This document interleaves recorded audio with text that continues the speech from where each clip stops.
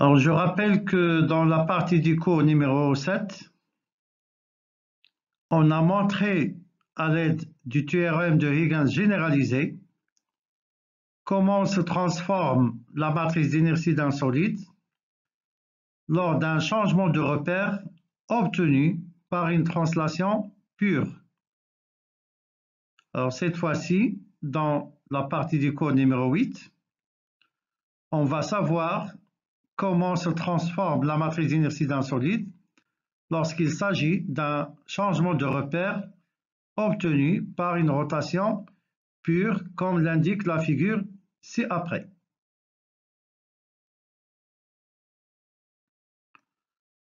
Alors, on admet que les bases des repères R0 et R1 sont orthonormées directes.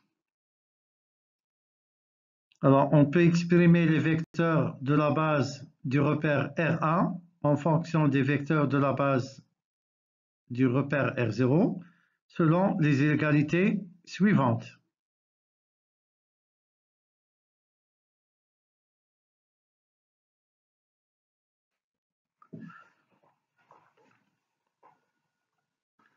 Dans la suite, on donne un rappel mathématique qui explique comment obtenir la relation de la transformation d'une matrice symétrique de dimension 3 lors d'un changement de repère obtenu par une rotation pure. Pour cela, on se donne un vecteur arbitraire noté grand V qu'on peut exprimer soit dans la base du repère R0, soit dans la base du repère R1. Alors, cette même égalité peut s'écrire encore sous la forme matricielle suivante.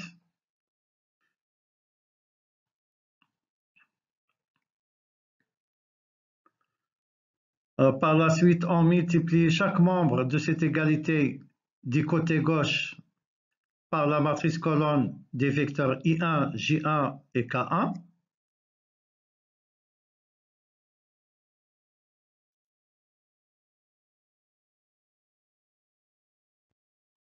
Ce qui permet d'avoir cette égalité, qui peut s'écrire encore sous cette forme après simplification. Donc, si on applique le transposé de chaque membre de cette égalité, donc l'égalité 1 elle devient équivalente à l'égalité 2 par transposition.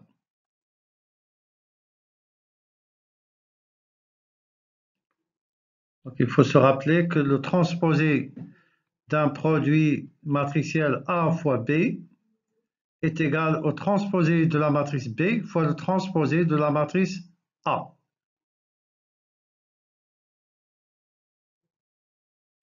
Alors maintenant, multiplions chaque membre de l'égalité 1 par la matrice ligne qui contient les composantes V'1, V'2 et V'3. Donc, il s'agit d'un produit du côté droite de chaque membre de l'égalité 1.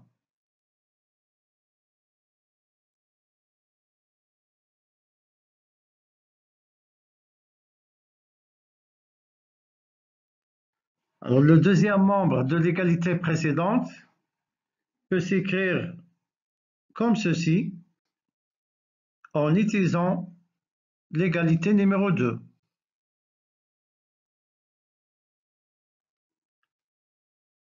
Alors, comme ça, on fait apparaître dans chaque membre des matrices carrées de dimension 3.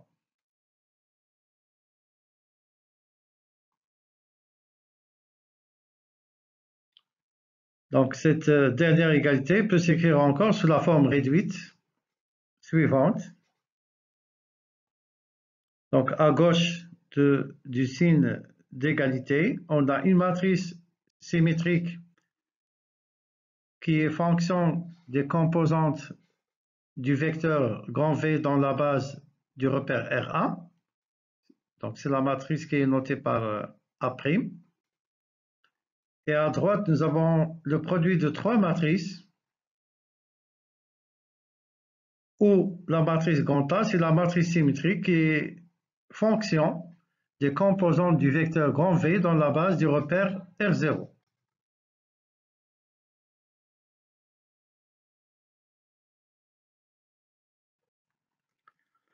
La matrice carrée de dimension 3 et qui est notée grand P est appelée matrice de passage et qui s'écrit comme ceci.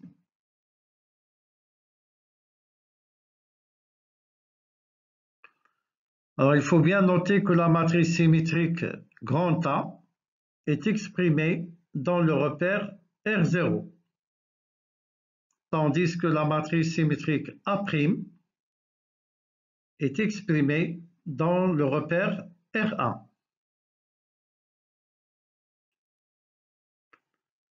Donc, par analogie, on peut écrire la relation qui relie les matrices d'inertie du solide S par rapport au repère R1 et R0.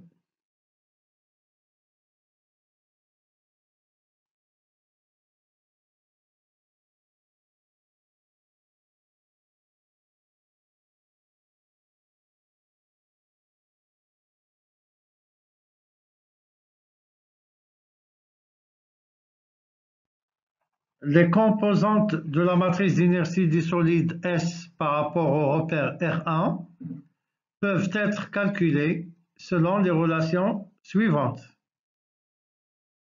Donc on commence par les moments d'inertie dans le repère R1 et puis les autres composantes qui n'appartiennent pas à la diagonale de cette matrice.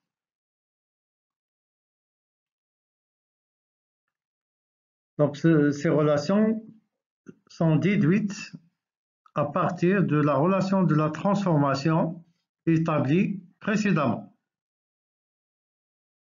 Alors ici, on remarque une relation directe entre les vecteurs unitaires utilisés dans chaque formule et les indices des différentes composantes de cette matrice.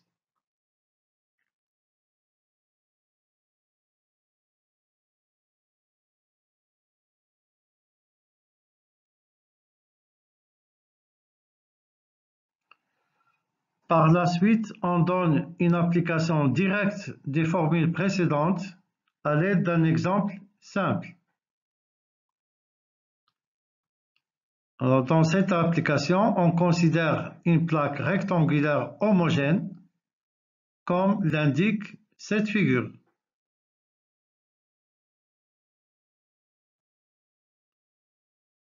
Alors, le premier axe du repère R1 est choisi confondu avec la première diagonale du domaine rectangulaire. Donc l'angle alpha, il est déterminé en fonction des dimensions de cette plaque rectangulaire.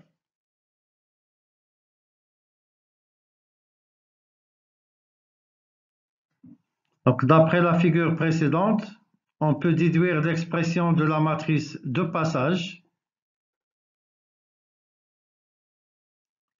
Et on remarque aussi que le repère R0 est un repère principal d'inertie du solide considéré, puisque le solide considéré admet deux plans de symétrie qui sont le plan OXZ et OYZ. Donc la matrice d'inertie dans ce repère est diagonale. Puisque la coordonnée Z est nulle pour tous les points de ce solide, donc on montre facilement que le troisième moment d'inertie est la somme des deux premiers moments d'inertie.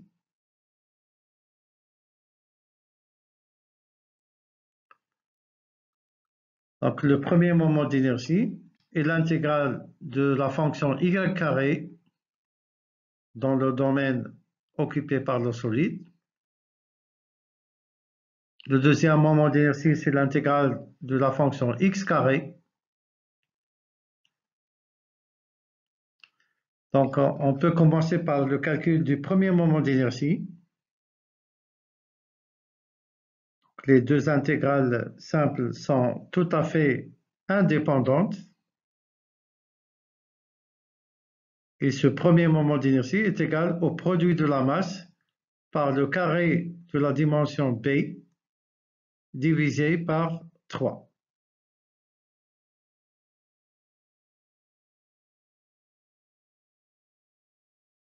Donc, par analogie, on trouve l'expression du deuxième moment d'inertie.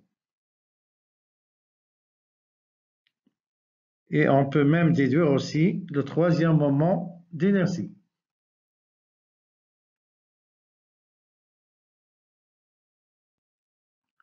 D'où l'expression de la matrice d'inertie du solide par rapport au repère R0. Alors, en utilisant maintenant les formules de transformation établies précédemment, on peut calculer les différentes composantes de la matrice d'inertie du solide par rapport au repère R1. Donc, tel que le premier moment d'inertie. Donc, de part et d'autre de la matrice d'inertie dans le repère R0, on doit écrire les matrices représentant le vecteur I1. Pour le deuxième moment d'inertie, donc de part et d'autre de la matrice d'inertie dans le repère R0, on doit utiliser les matrices qui représentent le vecteur J1.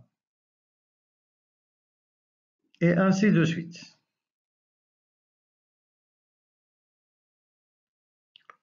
Alors, on remarque que le troisième moment d'inertie par rapport au repère R1 est identique au troisième moment d'inertie par rapport au repère R0.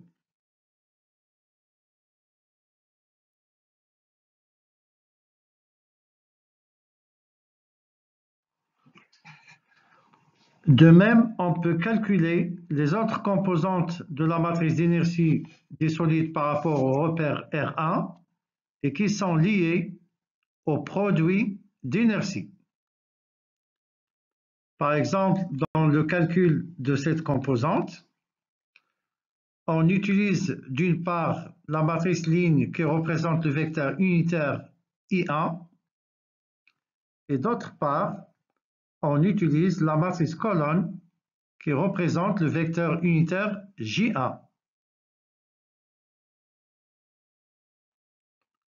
Alors, dans le calcul de la composante suivante, on utilise d'une part la matrice ligne qui représente le vecteur unitaire I1 et d'autre part, on utilise la matrice colonne qui représente le vecteur unitaire K1.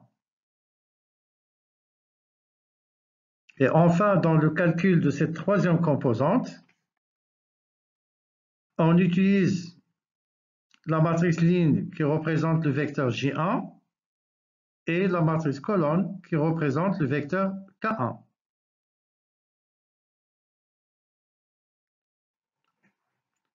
D'où l'expression de la matrice d'inertie dans le repère R1.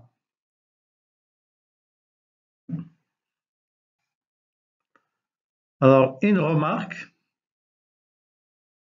si petit a égale à petit b, c'est-à-dire que le domaine occupé par le solide devient un domaine carré, alors cette matrice d'inertie devient diagonale et elle est égale aussi à la matrice d'inertie dans le repère R0. Ainsi prend fin cette présentation. Je vous souhaite bon courage et à la prochaine occasion.